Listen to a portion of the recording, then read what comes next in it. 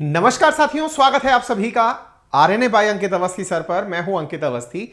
ये जो आज सेशन हम करने जा रहे हैं ये बहुत ज्यादा इंपॉर्टेंट सेशन है आपके एग्जाम पर्सपेक्टिव से, और विशेष रूप से जो इंडियन पॉलिटी पढ़ने वाले मेरे मित्र हैं उन सब के लिए ये बहुत काम का है। चलिए शुरुआत करते हैं। खबर कुछ इस प्रकार से है कि हाल ही में सुप्रीम कोर्ट ने यह कहा है कि वो 21 साल उम्र नहीं करने वाली। किस चीज की उम्र नहीं करने वाली? लड़कियों के विवाह की जो न्यूनतम आयु है, जो फिलहाल 18 साल है, उसे बढ़ाकर 21 साल नहीं करेगी। अब आपके दिमाग में सवाल आएगा, क्या सुप्रीम कोर्ट कर सकती थी क्या?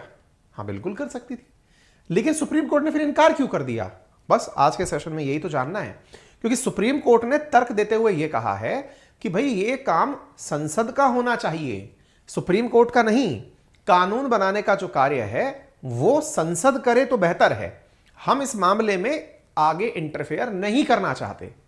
तो सुप्रीम कोर्ट से सवाल लोगों ने पूछा कि आपने आज से पहले तो बहुत सारे मामलों में इंटरफेयर किया है, चाहे कार्यस्थल पर यौन हिंसा हो, चाहे सबरीमाला मामला विवाद हो, या फिर जो हाल ही के अंदर जो महिलाओं के गर्भ धारण के लिए गर्भपात के लिए जो कानून आया था उसमें इंटरफेयर हो। आपने तो किया है। अब अचानक आप अपने हिसाब से नियम क्यों बदल लेते हैं? आपने जो बात बोली कि आइडियलिस्टिक तरीके से संसद का काम होना चाहिए कानून का निर्माण करना, सुप्रीम कोर्ट का नहीं, ये तो वास्तविकता में हमारे संविधान के आर्टिकल 50 में लिखा है। लेकिन फिलहाल जो आपने तर्क दिया है, यह तर्क आपकी पुरानी बातों से मैच नहीं खाता। खैर, यदि आप इस बात को विस्तार से समझना चाहते हैं तो आइए सेशन की शुरुआत करते हैं। काफी इंटरेस्टिंग सेशन है और इसके अंदर जितने भी मूल अधिकार हैं, संसद से जुड़ी हुई जो बातें हैं, वो आपके एग्जाम पर्सपेक्टिव से काफी अच्छी होने जा रही हैं। साथियों, हाल ही के अंदर सुर्खी बनती है, Supreme Court decline request seeking uniform marriage age for man and woman. अच्छा, जैसे ही हम यूनिफॉर्म शब्द देखते हैं अचानक दिमाग की बत्ती जलती है यूनिफॉर्म सिविल कोड से। वास्तविकता में यहां यूनिफॉर्म सिविल कोड से कोई लेना देना फिलहाल इस कंटेक्स्ट में नहीं है। यहां पर यूनिफॉर्म सिविल एज का मतलब क्या हुआ कि आदमी और औरत की जो शादी की न्यूनतम आयु सीमा है वो एक जैसी कर दी जाए, दैट इज यूनिफॉर्म कर दी जाए। कितनी? 21 और 18 को 21 और 21 वर्ष कर दिया जाए। कौन माननीय थे जो ये चाहते थे? एक वकील साहिबान थे जिनका नाम अश्विनी उपाध्याय है। इन्होंने अपने द्वारा एक PIL, पब्लिक इंटरेस्ट लिटिगेशन, यानी कि जनहित याचिका सुप्रीम कोर्ट में दायर कर रखी थी। इनकी जनहित याचिका की सुनवाई खुद CJI की अध्यक्षता वाली बेंच कर रही थी, और उस बेंच ने यह कहते हुए इनकी याचिका को खारिज कर दिया कि इस विषय पर कार्य संसद को करना चाहिए, हमें नहीं। और यह कहते हुए संसद में जो दलीलें दी गई वो आज के सेशन के पॉइंट ऑफ व्यू से बहुत इंपॉर्टेंट है।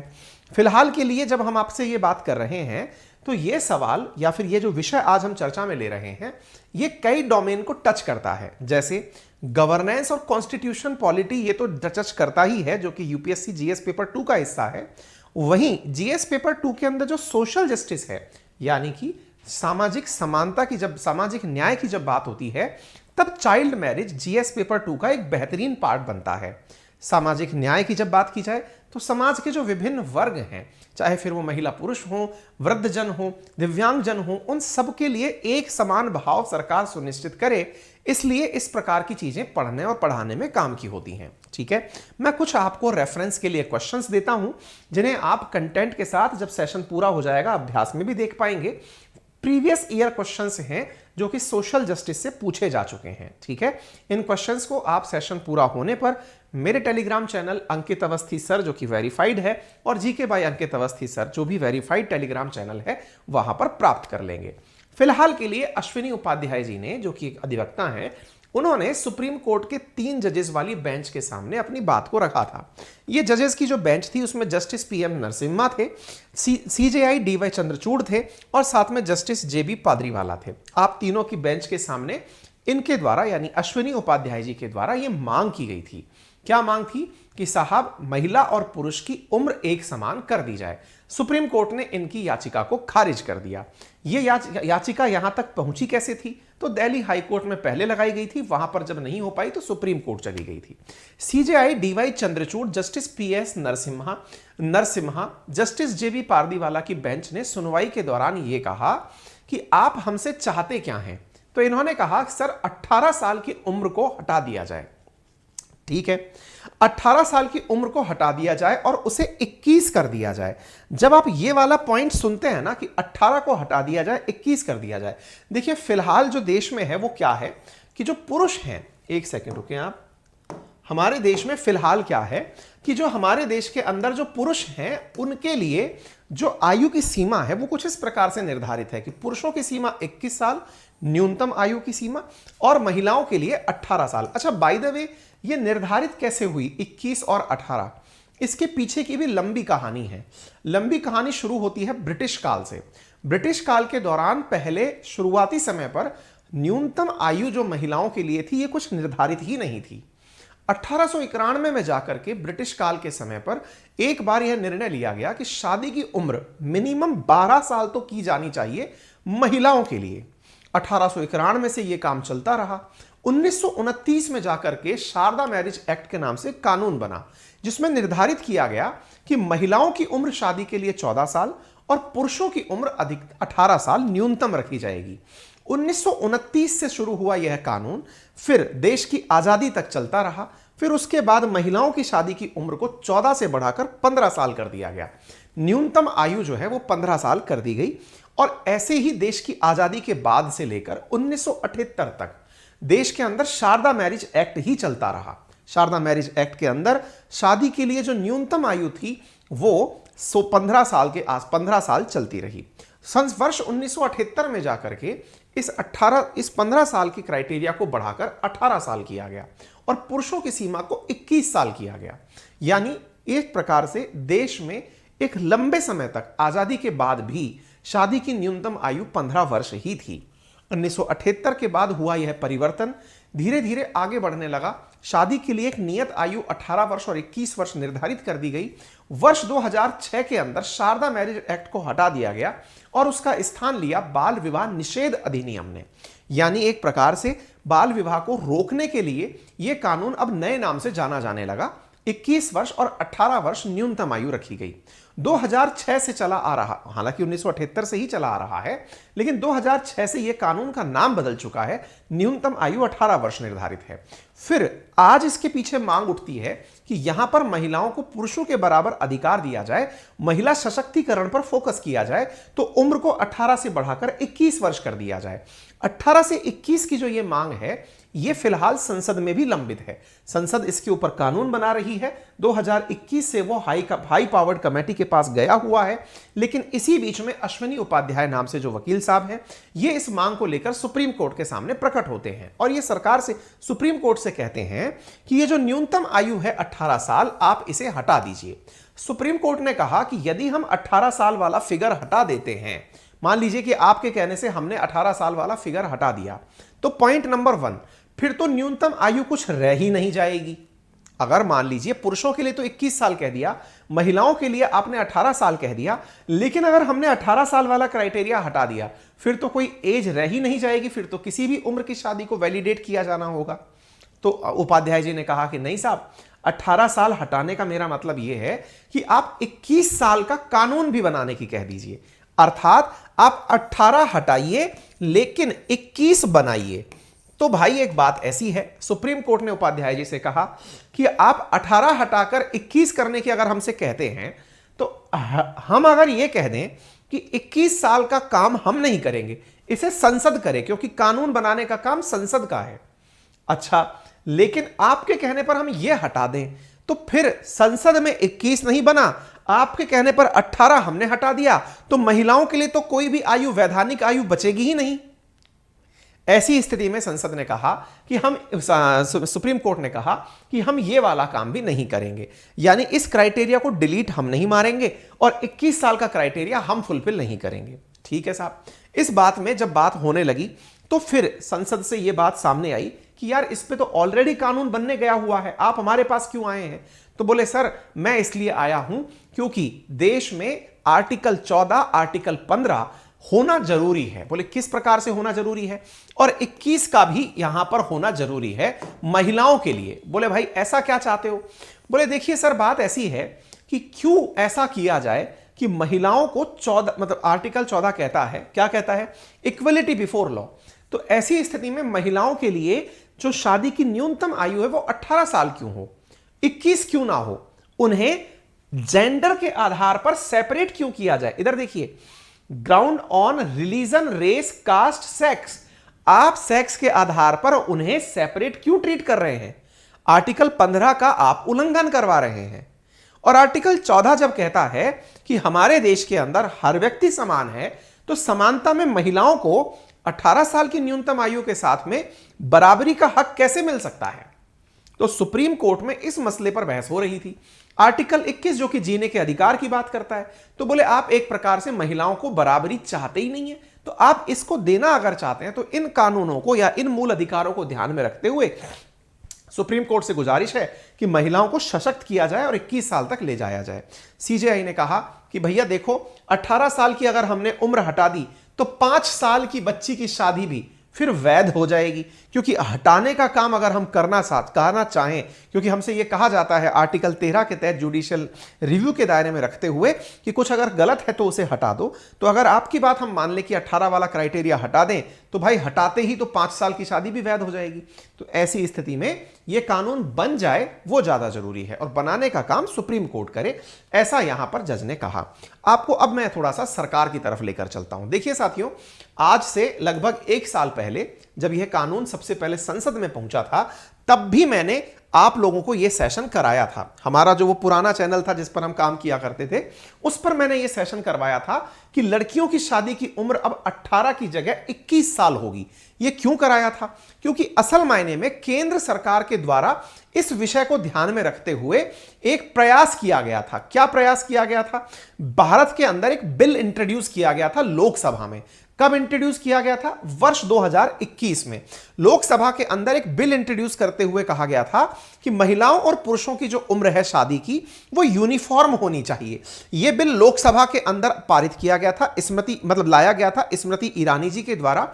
लेकिन यह बिल उसके बाद से हाई पावर्ड कमेटी के पास में है, और यह कमेटी तब से इस बिल पर विचार ही कर रही है, यानी लोकसभा में भी ऑलरेडी यह मुद्दा विचाराधीन है। ठीक है, तो यहां तक उम्मीद है आप लोगों को बात समझ में आ जाए।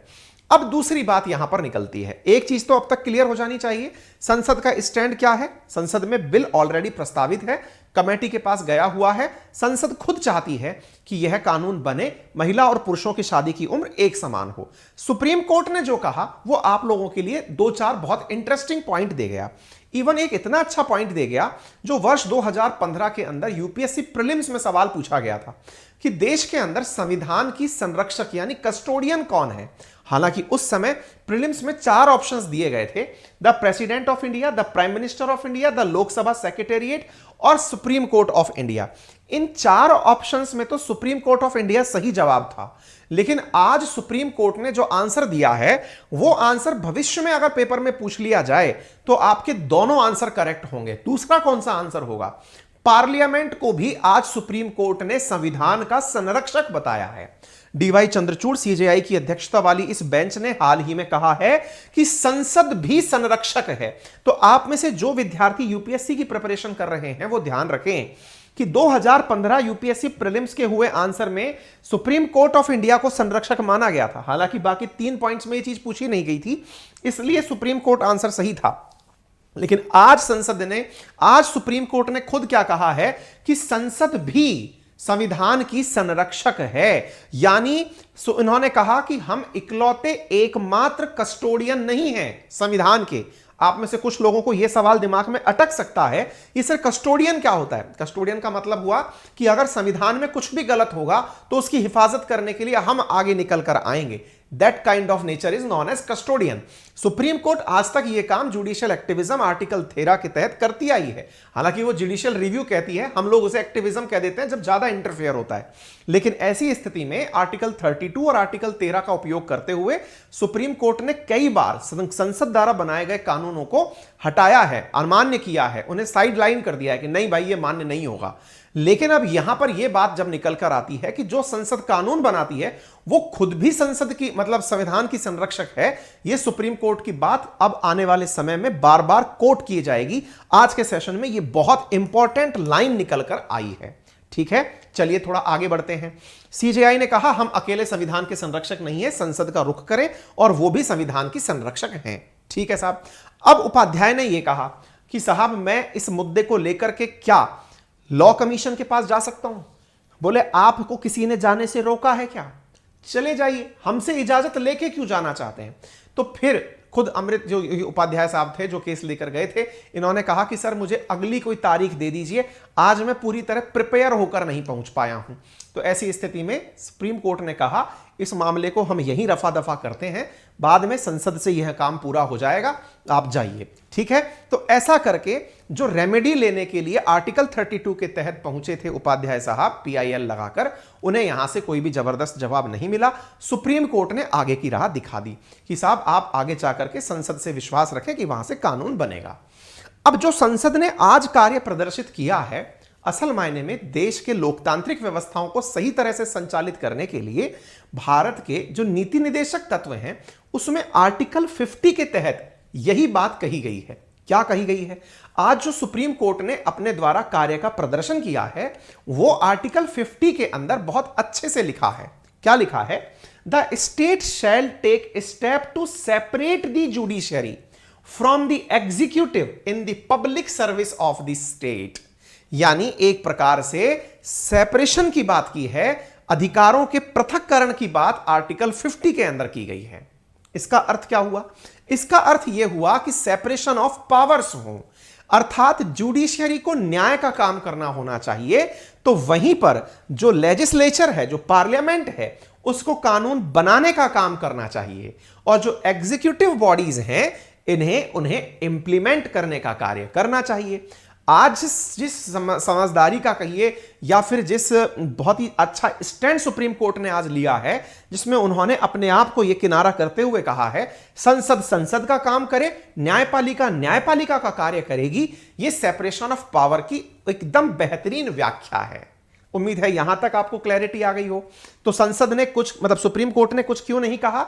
आर्टिकल 50 की पालना अच्छे से हो गई इसलिए नहीं कहा। ठीक है साहब, चलिए अब थोड़ा एक कदम आगे बढ़ते हैं। अब यहां पर एक क्रॉस क्वेश्चन बनना शुरू होता है जब हम सुप्रीम कोर्ट की इतनी अच्छी बातें, देवतुल्य वाणी सुन लेते हैं कि वाह, इन्होंने लोकतंत्र में विश्वास किया है, संसद के द्वारा किए गए कार्यों की सराहना की है एक प्रकार से कि आप लोग ही डिसीजन लें, हम नहीं लेंगे। तो अब यहां पर एक सवाल खड़ा होता है जो कि आर्ग्यूमेंटेटिव है कि सुप्रीम कोर्ट महोदय, आपने आज तक पहले कभी इस बात पर विचार क्यों नहीं किया? बोले मतलब कहना क्या चाहते हो? बोले आपने आज से पहले भी तो कई बार जब कोई कार्य संसद नहीं कर पा रही थी या आपको लगा कि आपको ठीक लगता है, तो आपने संसद के अधिकारों को अपने आदेश में डाल दिया। जैसे विशाखा गाइडलाइंस देख लीजिए, जैसे सबरीमाला के अंदर महिलाओं का प्रवेश देख लीजिए, 10 से लेकर 50 साल की उम्र की महिलाओं का प्रवेश आपके आदेश से हुआ। टेक्निकली तो इसे भी संसद को करने देना चाहिए था। इतना ही नहीं, अगर आपको लगता है कि कानून बन रहे हैं तो कानूनों के अंदर विशाखा गाइडलाइंस, जो कि Vishakha versus state of Rajasthan case के बाद निकलकर आई थी, वो भी आप ही ने महिलाओं को कार्य क्षेत्र में सुरक्षा मिले, यह निर्धारण आप ही ने गाइडलाइंस मिलाकर कर दी थी। आपने इस कार्य को किया और इसकी काफी तारीफ भी हुई कि हां, सुप्रीम कोर्ट ने बहुत अच्छी गाइडलाइंस दी हैं, महिलाओं को वर्क प्लेस से इसकी वजह से सुरक्षा मिलेगी। लेकिन आपने संसद का काम खुद कर दिया था। पहले आपने संसद का काम खुद कर दिया, कानून बनाने वालों की जगह कानून के रखवालों ने कानून बना दिया है। इतना ही नहीं, आपने हाल ही के दिनों में जो गर्भपात संबंधी नियम बन रहे थे, उसमें गर्भपात के समय को 20 हफ्ते से बढ़ाकर 24 हफ्ते आप ही ने किया है। क्या सही माना जाए? आप तब सही थे कि आज सही हैं? बोले इस पर तो आप डिबेट करते रहिए, सुप्रीम कोर्ट ने आपको अपने जवाब के साथ छोड़ दिया है। फिलहाल के लिए अब हम वापस संसद पर आते हैं। संसद क्या कर रही है? संसद क्या कर रही है? तो संसद ने, जैसा मैंने आपको बताया, लोकसभा के अंदर इस बिल को इंट्रोड्यूस किया हुआ है, डाला हुआ है। अब सवाल यह बनता है कि असल मायने में ऐसा क्या है जो सरकार एकदम चाहती ही है कि महिला और पुरुष की शादी की उम्र एक समान हो जाए? क्या दिक्कत क्या है 21 और 18 होने में? दिक्कत क्या है पहले वो समझिए। देखिए, असल मायने में जो सबसे बड़ा उद्देश्य सरकार मानती है वो है महिला सशक्तिकरण, एम्पावरमेंट ऑफ वुमन। यहां पर यह ध्यान रखिएगा, चाइल्ड मैरिज पर इस कानून के आने से कोई खास फर्क नहीं पड़ेगा। आप पूछेंगे ऐसा आप क्यों कह रहे हैं? नेशनल फैमिली हेल्थ सर्वे बताता है कि 2014 से लेकर 2019 के बीच में चाइल्ड मैरिज में मात्र 4% की गिरावट आई है। यानी जो पहले 25 थी वो 21% हो गई है। कोई बहुत बड़ा अंतर नहीं आया है। देश में कानून होने के बावजूद भी चाइल्ड मैरिजेस होती हैं। तो चाइल्ड मैरिजेस पर जब आप कोई पाबंदी नहीं लगा पाए हैं तो आपके केवल कानून बना देने से कोई चीज परिवर्तित नहीं हो जाएगी। फिर सवाल है, फिर भी बराबर करने की क्यों बात कर रहे हैं? इसलिए कि जो कानून के साथ काम करने वाले लोग हैं, जो लॉ अबाइडिंग सिटीजन्स हैं, उन्हें यह रहेगा कि 21 साल से पहले महिलाओं की शादी के बारे में विचार ही नहीं करना है, तो इससे वुमन एम्पावरमेंट होगा। जैसे महिलाओं को शिक्षा के ज्यादा अवसर दिए जाएंगे, जैसे महिलाओं को शादी के कारण पहले से ही पढ़ाई से रोककर साइड नहीं बिठाया जाएगा, महिलाएं भी देश की इकोनॉमी में पैरेलल कदम मिलाकर आगे बढ़ेंगी, रोजगार के अवसरों में उन्हें और आगे मौके दिए जा सकेंगे। इस वजह से prohibition of child marriage bill जो है वो लोकसभा के अंदर लाया गया था, जिसके पीछे का बहुत बड़ा कारण वुमन एम्पावरमेंट था। फिर सवाल पूछेंगे, क्या सरकार ने मतलब बिल्कुल वैसे ही कि वंस अपॉन ए टाइम बस एकदम दिमाग में आया कि ऐसा कर देना चाहिए? जी नहीं। सरकार ने इस डिसीजन को बिल के रूप में लाने से पहले एक कमेटी बनाई थी, एक टास्क फोर्स बनाई थी, और उस टास्क फोर्स का नाम था जया जेटली समिति। अब देखिए, ये जितने भी मैंने फैक्ट्स आपको बोले हैं ना, इन्हें कृपया करके आप नोट डाउन कर लीजिएगा। परीक्षा के पॉइंट ऑफ व्यू से, एक बेहतरीन आंसर लिखने के पॉइंट ऑफ व्यू से ये काफी इंपॉर्टेंट है। तो जो जया जेटली समिति थी, उसने रिकमेंडेशन दी थी संसद को कि शादी की उम्र बढ़ाई जानी चाहिए। ठीक है, अब ऐसा अगर होता है तो ऐसी स्थिति में चेंज क्या हो जाएगा? चेंज क्या हो जाएगा? तो जो बिल है वर्तमान में, जो बाल विवाह को प्रोहिबिट करता है, the prohibition of child marriage act, उसमें संशोधन होगा। जो prohibition of child marriage act 2006 है, उसमें अमेंडमेंट होगा, 2021 का बिल कहलाएगा। नंबर 1। इसके बाद में और क्या चीजें होंगी इसके अंदर जो है, मतलब इसको एग्जामिन करने के पीछे जो कारण है वो मैंने आपको सारा लिख दिया है, ये सारा बता दिया है। इसके अलावा इसका विरोध क्यों हो रहा है? ऐसा नहीं है सरकार 2021 से इस बिल को अब तक पास नहीं करा पाई और कृषि बिल को कुछ ही घंटों में पास करा लिया। यह क्या सरकार की मंशा काम करने की है कि नहीं है? दिमाग में आपके प्रश्न आ सकता है। ऐसी स्थिति में अब सवाल यह आता है कि असल मायने में इस कानून के आ जाने से, यदि ये लॉ अभी लोकसभा में है, राज्यसभा के बाद में यदि ये कानून बन गया, तो इसकी वजह जो है वो बहुत बड़े विरोध बन सकते हैं। क्या क्या विरोध हो सकते हैं साहब? ऐसा विरोध हो सकते हैं बहुत सारे वो लोग जिन्होंने अब तक 18 साल की वजह से चाइल्ड मैरिज, यानी कि 18 साल की उम्र हो जाएगी, चलिए तब शादी कर देंगे, अब उनको अगर आप 21 कर देंगे, तो बहुत सारे ऐसे समाज के हिस्से हैं जहां पर चाइल्ड मैरिज कस्टम का हिस्सा है, और अगर आप किसी को उसके रीति रिवाजों से परे करते हैं तो आप आर्टिकल 25 का वायलेशन करते हैं, जिसमें freedom of practice and propagation of religion की बात की गई है। नंबर 1। नंबर 2, अगर आपने इसको क्राइटेरिया 21 कर दिया तो देश की बहुत सारी शादियां असंवैधानिक हो जाएंगी, अविधिक हो जाएंगी। क्यों भाई, ऐसा क्या हो जाएगा? अगर आपने ऐसा कर दिया तो लोगों की शादी की जो उम्र है, मान लीजिए किसी ने 18 की एज में शादी की थी, आपने कानून 18 से 21 कर दिया, तो वो 18 से 21 के बीच का जो टेन्योर है उसमें उस महिला की शादी कानूनी रूप से वैलिडेट नहीं हो पाएगी, और ऐसी स्थिति में उस महिला के साथ उस पूरे परिवार को लॉ के साथ उलझना पड़ेगा। उम्मीद है आप इस बात को समझ रहे हो। सामाजिक जो ताना बाना है हमारे देश का, उसमें भी इस उम्र बढ़ाए जाने का विरोध हो रहा है। ठीक है, फिलहाल पार्लियामेंट ने अपने द्वारा इस चीज को एक पैनल के पास भेजा हुआ है जो इस विषय पर चर्चा कर रहा है। हालांकि देश की सरकार इस चीज को प्रमोट करती है कि महिलाओं की उम्र इसलिए बढ़ाई जानी चाहिए शादी के लिए ताकि वुमन एम्पावरमेंट हो सके, और सरकार ने इस बात को बोला भी है। प्रधानमंत्री नरेंद्र मोदी का कहना भी है कि जब 18 साल की महिलाएं शादी के बाद मां बनती हैं तो उनके अंदर बच्चों में कुपोषण देखने को मिलता है और मातृ मृत्यु दर पे इसका बहुत फर्क पड़ता है। माताओं की हेल्थ पर भी इसका गहरा असर पड़ता है। इसलिए 21 साल मिनिमम आयु होनी चाहिए, यह वर्तमान में सरकार की मंशा है। इस विषय पर जो देश के वित्त मंत्री है निर्मला सीतारमण जी, उसने भी अपने द्वारा बात कहते हुए कहा था कि हमने जो टास्क फोर्स गठित की थी उसने बहुत सारे लोगों से डिस्कशन करके ही हमें यह बात बताई थी, इसलिए हमने यह निर्णय लिया है। ठीक है, अब थोड़ा सा उम्र का इतिहास जान लीजिए जो कि हिस्ट्री के पॉइंट ऑफ व्यू से इंपॉर्टेंट है। अब तक जो मैंने आपको जानकारी दी वो करंट अफेयर्स और इंडियन पॉलिटी के हिसाब से इंपॉर्टेंट थी।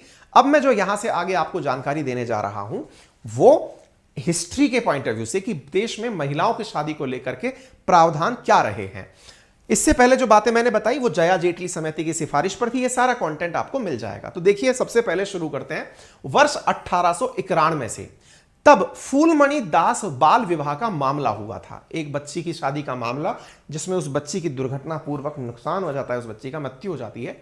उसके बाद अंग्रेज सरकार के द्वारा एज ऑफ कंसेंट एक्ट, यानी विवाह के बाद सहमति के साथ, मतलब पति के साथ रहने की जो उम्र है यह 12 साल निर्धारित की गई थी। वर्ष 1891 में शारीरिक संबंध बनाने के लिए महिलाओं की सहमति की उम्र, जिसे आप एज ऑफ कंसेंट कहते हैं, को 12 साल किया गया था। आपको जानकर आश्चर्य होगा कि इस 12 साल करने का भी समाज के कई वर्गों ने विरोध किया था।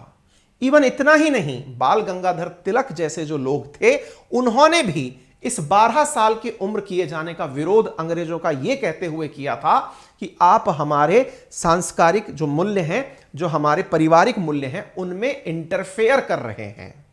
ठीक है, लेकिन अंग्रेजों का साथ भी कई महिलाओं ने दिया, जैसे पंडिता रमाबाई, आनंदी गोपाल जोशी जो उस समय की महिला क्रांतिकारी थी। उन्होंने सरकार का, जो ब्रिटिश कालीन सरकार थी, उसका इस 12 साल की उम्र किए जाने का सम्मान किया या कहिए साथ दिया। आप विचार करें, इससे पहले इसका मतलब 12 साल से भी कम उम्र की महिलाओं का विवाह, बच्चियों का विवाह हो जाता था और वो पूरी तरह से कानूनी रूप से वैध था। 1891 के बाद 1929 में आया चाइल्ड मैरिज रिस्ट्रेंट एक्ट, जिसे शारदा एक्ट के नाम से भी जाना जाता है। यह लाया गया था राय साहिबा हरविलास शारदा के द्वारा।